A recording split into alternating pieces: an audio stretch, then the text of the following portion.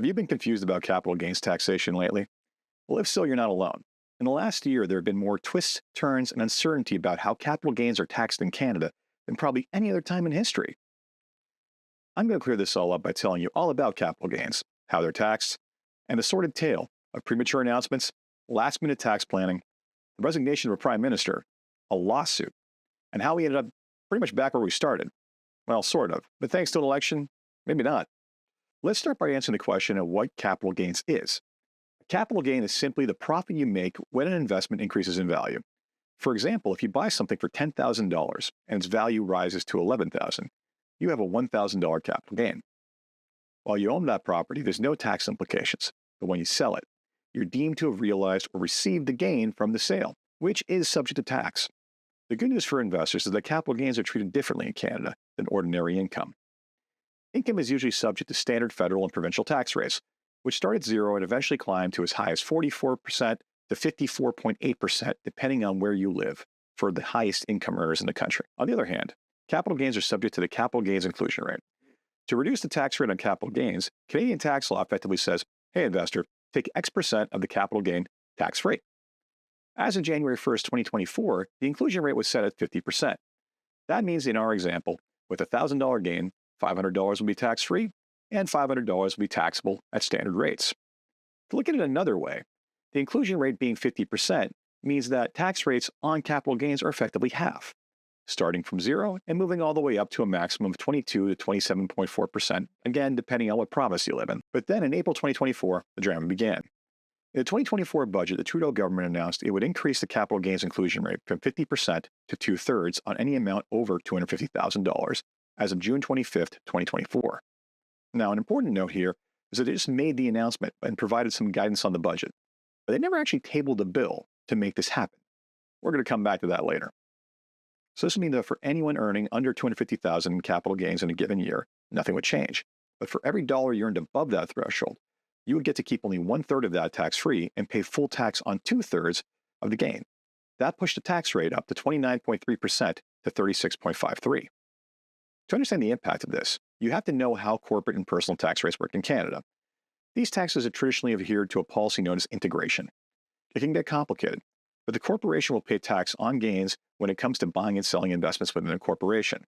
When you take the gains out of the corp, you will pay personal income tax on that money, and then the corporation will get a partial refund. The end goal is if you earned a capital gain, dividends, or interest in a corporation, by the time that money lands in your hands, the combined personal and corporate tax bills will equal the same thing as if you paid it personally. Overall, it's a very fair principle.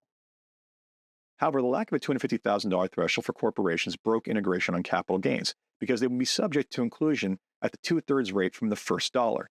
That means that by the time the investor pulled out the capital gain from the corporation, the combined personal and corporate tax bills were going to be something like 32 to 39%, making an investor who had invested money within the corporation worse off than if they had held it personally. When the change was announced, the government stated it would only impact 0.13% of the population and the top 0.1% of income earners. Unfortunately for the government, this was quickly debunked with Stats Canada data showing that while they were telling the truth about it being 0.13%, that it wasn't the same 0.13% every year. In fact, according to Stats Canada, of the 34,000 people who exceeded $250,000 in capital gain in 2016, only 700 of those people exceeded $250,000 again in the next 10 years. That means it was mostly a different 0.13% being affected every year. The reason for this is simple. Capital gains are not like regular income. Tax is not paid on them annually. It's paid when the gain is realized, which requires a sale. Some of the big potential losers to this change were people who own cottages and second properties. These properties are generally held for longer periods of time, and given the run-up in housing prices in the last 15 to 20 years, many boomers were for a rude awakening when it came time to sell with increased capital gains taxes. So what happened next? Well, to no one's surprise, financial planners and accountants went to work, trying to assess the damage and doing what they could to get ahead of it. Many people chose to realize their tax bills prior to the deadline, or even pass on ownership of property like cottages and investment properties to their eventual heirs in order to get ahead of this change. Now, remember how I said the government only announced the change and never tabled a bill? Well, believe it or not, the June 25th deadline came and went, and we still hadn't seen a proposed bill.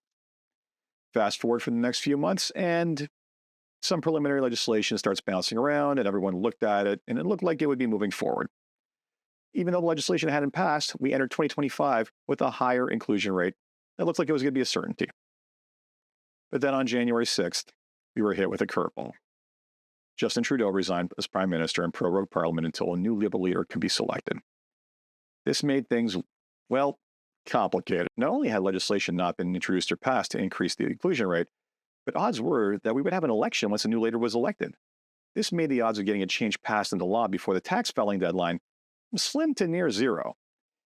And then there was the fact that the leader of the opposition and all the leading candidates to replace Justin Trudeau all openly stated that they would not proceed with increasing with the inclusion rate. And Canadian taxpayers were left with their heads spinning in what was effectively some weird tax version of Schrodinger's cat. Despite the lack of legislation, CRA let it be known that they had been instructed to start collecting capital gains at the newer inclusion rates and planned to go ahead on doing so. Well, that's when the lawsuit started. The Canadian Federation of Taxpayers sued CRA, stating that the government has no legal right to enforce this tax hike because it has not received legislative approval by Parliament, and this tax grab violates the fundamental principle of no taxation without representation. That's why we were asking the courts to put an immediate stop to this bureaucratic overreach. Well, it didn't take long for a response because shortly thereafter, Finance Minister Dominic LeBlanc announced that the increase of the inclusion rate was going to be deferred until January 1st, 2026. Or was it? The final act of this sordid tale happened when Mark Carney won the Liberal leadership race in March and became Prime Minister. And within a few minutes of doing so, he killed the change once and for all in his acceptance speech. This means that everyone who had realized capital gains earlier to avoid the increased rate effectively did it for, well, nothing, and is now technically worse off for having paid capital gains tax probably years earlier than when they need to. And just when you thought the story was over, we learned it's never really over in an election year. On March 30th, Conservative leader Pierre Poilievre announced his proposed Canada First tax cut policy that would eliminate capital gains for individuals and businesses that reinvested the proceeds of the asset sales into the Canadian economy. What does that mean? Well, we aren't fully sure yet because it's short on details, but there's a few floating out there. All we do know is that depending on who wins this election, this roller coaster may not be over yet. So that's the story. After 12 months, we've returned back to where we started regarding capital gains taxation, for now. Unfortunately, for many, they now have a tax bill that they should never have triggered.